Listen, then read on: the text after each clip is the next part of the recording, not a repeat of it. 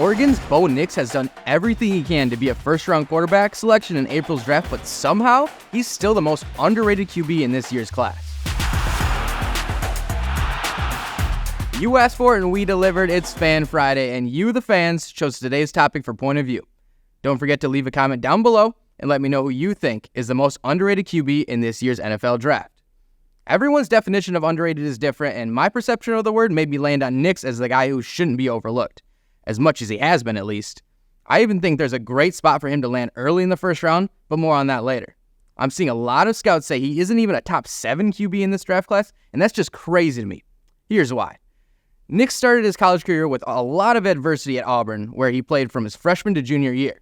Expectations were high, and Nix never really got anything going other than a win over Alabama in his first season. To add to that pressure, his father, Patrick Nix, starred at QB for Auburn in the 1990s. A lot was expected of Bo, and it just didn't work out. Across 3 seasons and a total of 34 games, Nix threw for 39 touchdowns to 16 interceptions with a completion rate below 60%. The Tigers won 9 games in his first season, but just 6 in each of the next 2. Nix faced plenty of criticism for his passing ability at Auburn, and it was time to find a new home and a fresh start. He transferred to Oregon for his final 2 collegiate seasons and lit the Pac-12 on fire. In the 2023 season alone, Nix tossed for more touchdowns than he had in his entire tenure with the Tigers, with 45 of them. Not to mention he added another 6 scores with his legs. So Nix went from being run out of the SEC to finishing 3rd in this past season's Heisman voting. That's enough to convince me he can push past any obstacles thrown his way. Here's Nix giving a quick review of his college career when asked about perseverance after the Ducks' 2023 regular season ending loss to Washington. I think my college career is a huge testament to that, and a lot of people can learn from it. That even though you may fall flat on your face, there's an opportunity to get back up if you really want to keep pushing that. Calm, cool, collected. Everything you want in the personality of a QB. But all the perseverance in the world doesn't make you an NFL quarterback. Talent and experience does, and he's got plenty of that to translate to the pros. Before we get into that, here are the results of this week's poll.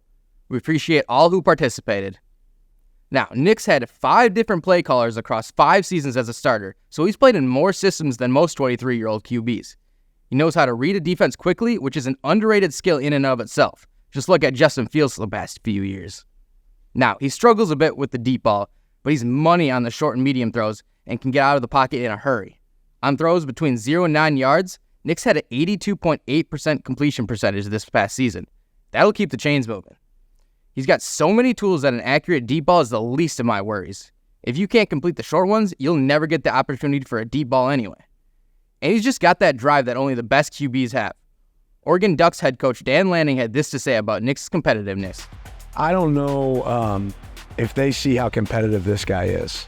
I'm talking about, if you came out and watched our practices, this guy gets upset when there's an incompletion.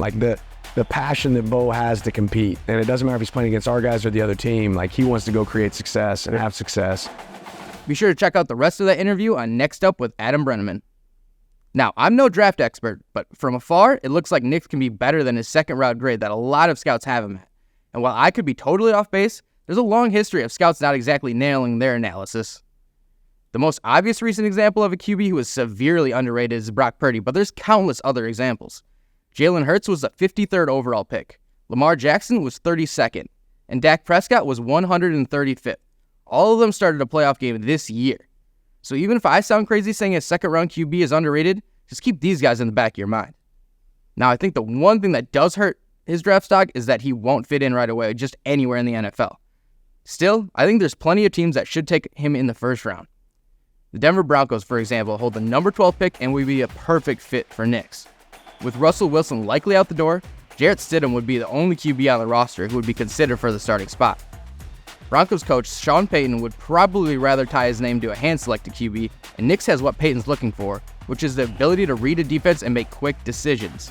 I'm not exactly sure who Nix would have to throw to because at this point it's all in limbo over there, but if he can just get a weapon or 2 on the outside, Nix and Payton are a match made in heaven. As long as the Broncos don't underrate him, that's all that matters.